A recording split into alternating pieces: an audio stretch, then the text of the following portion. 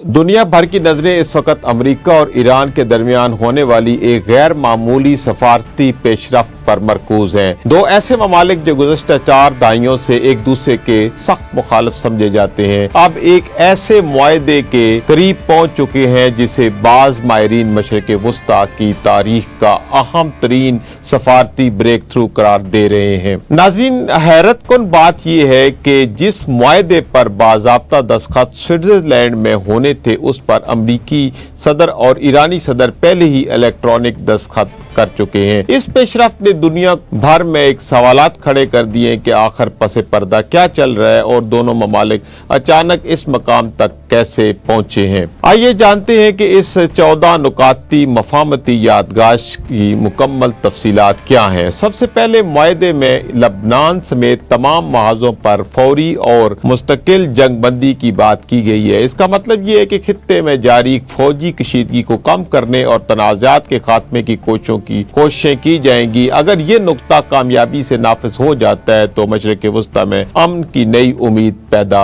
हो सकती है। मुआहदे का दूसरा अहम नुक्ता एक दूसरे की खुद मुख्तारी और इलाकाई सालमियत का एहतराम है। अमरीका और ईरान ने इस बात पर इतफाक किया है कि वो एक दूसरे के दाखिली मामलात में मुदाखलत नहीं करेंगे और खुद मुख्तारी का एहतराम करेंगे। तीसरा नुक्ता 60 दिन के अंदर हतमी मुआहदे तक पहुंचने की है। दोनों ममालिक ने वादा किया है कि आइंदा 60 रोज के दौरान मुज़ाकरात जारी रखेंगे और एक मुस्तकिल मुआहदे की कोशिश करेंगे। ताहम जरूरत पड़ने पर इस मुद्दत में इजाफा भी किया जा सकता है। चौथा बड़ा नुक्ता अमरीकी बहरी नाकाबंदी का खात्मा है। मुआहदे के मुताबिक अमरीका ईरान की बंदरगाहों और समुद्री रास्तों पर आयद रुकावटों को मरलावार खत्म करेगा और अपनी फौजी मौजूदगी को भी कम करेगा। नाज़रीन, पांचवा अहम नुक्ता आबनाए हुर्मुज़ की बहाली है। आबनाए हुर्मुज़ दुनिया की सबसे अहम समुद्री गुजरगाहों में से एक है जहां से आलमी तेल की बड़ी मिकदार गुजरती है। मुआहदे के मुताबिक ईरानी तजारती जहाजों को महफूज रास्ता फराहम करेगा और जबकि अमरीका भी इस रास्ते पर आयद रुकावटों को खत्म करेगा। माहिरीन का कहना है कि अगर आबनाए हुर्मुज़ मुकम्मल तौर पर बहाल हो जाती है तो आलमी तेल की कीमतों में इस्तेहकाम आ सकता है और बैनुल-अक़वामी तिजारत को बड़ा फायदा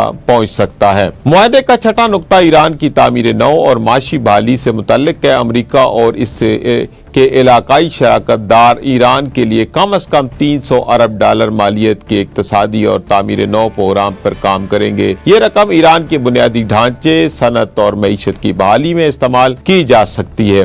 नाज़रीन, सातवां अहम नुक्ता पाबंदियों का खात्मा है। अमरीका ने असूली तौर पर ईरान पर आयद पाबंदियों को खत्म करने पर आमादगी जाहिर की है। अगर ऐसा होता है तो ईरान को आलमी मालियाती निज़ाम और बैनुल-अक़वामी तिजारत तक दोबारा रसाई हासिल हो सकेगी। आठवां और सबसे हसास नुक्ता जोहरी प्रोग्राम से मुतल्लिक है। मुआहदे के मुताबिक ईरान इस बात पर मुत्तफिक है कि वो जोहरी हथियार हासिल नहीं करेगा और अपने अफज़ुदा जोहरी मवाद को बैनुल-अक़वामी जोहरी तवानाई एजेंसी की निगरानी में महदूद करेगा। 9वीं और 10वें नुकात में जोहरी प्रोग्राम के हवाले से मौजूदा सूरत-ए-हाल यानी स्टेटस को बरकरार रखने की बात की गई है। इस अरसे के दौरान अमरीका नई पाबंदियां नहीं लगाएगा जबकि ईरान भी अपने जोहरी प्रोग्राम में कोई बड़ा कदम नहीं उठाएगा। नाज़रीन, 11वां अहम नुक्ता ईरान के मुंजमद असासों की बहाली के बारे में। कई सालों से ईरान के अरबों डॉलर मुख्तलिफ ममालिक में मुंजमद पड़े हैं। मुआहदे के मुताबिक इन फंड्स की मरलावार बहाली पर काम किया जाएगा। 12वां नुक्ता मुआहदे पर अमल दरामी की निगरानी के लिए मुश्तरका मैकेनिज्म के क़याम से मुतल्लिक है ताकि दोनों फरीकैन अपनी जिम्मेदारियों पर अमल कर सके। नाज़रीन, आगे बढ़ते हैं। 13वां नुक्ता जो है मुस्तकबिल के मुज़ाकरात और सफारती राब्तों के फ़रोग़ से मुतल्लिक है, जबकि 14वां नुक्ता हतमी मुआहदे के लिए रोड मैप की तैयारियों पर मुश्तमिल है। नाज़रीन, अब सवाल ये है कि क्या ये मुआहदा वाकई कामयाब हो पाएगा या नहीं हो पाएगा। कई माहिरीन का ख्याल है कि अगर ये तमाम नुकात अमली शक्ल इख्तियार कर लेते हैं तो न सिर्फ अमरीका और ईरान के तल्लुकात में बेहतरी आएगी बल्कि पूरे मशरिक़ वुस्ता में कशीदगी कम हो सकती है।